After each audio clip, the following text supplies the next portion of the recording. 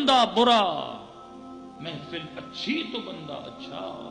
فرمایا تمہارا انتخاب اچھا ہونا چاہیے۔ اگر غلط بندوں سے دوستیاں کرو گے، کتنا بھی قوی الایمان کیوں نہ ہو، ان کی صحبت میں بیٹھنے سے بندہ برا ہو جاتا ہے۔ کم غیرت بندے کے ساتھ گھومو گے تیری غیرت ختم ہو جائے گی، لادین کے ساتھ گھومو گے۔ اب مومن کہے کہ مولانا نوکری کرتے ہیں، جاب کرتے ہیں، کیا سب کو چھوڑ دے؟ نہیں، دوستی نہ کیا کرو۔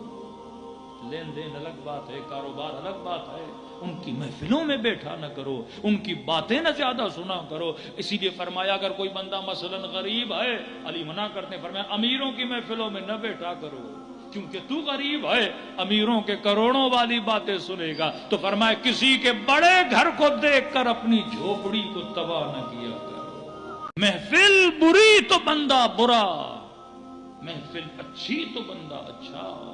فرمایا تمہارا انتخاب اچھا ہونا چاہیے۔ اگر غلط بندوں سے دوستیاں کرو گے، کتنا بھی قوی الایمان کیوں نہ ہو، ان کی صحبت میں بیٹھنے سے بندہ برا ہو جاتا ہے۔ کم غیرت بندے کے ساتھ گھومو گے تیری غیرت ختم ہو جائے گی، لادین کے ساتھ گھومو گے۔ اب مومن کہے کہ مولانا نوکری کرتے ہیں، جاب کرتے ہیں، کیا سب کو چھوڑ دے؟ نہیں، دوستی نہ کیا کرو۔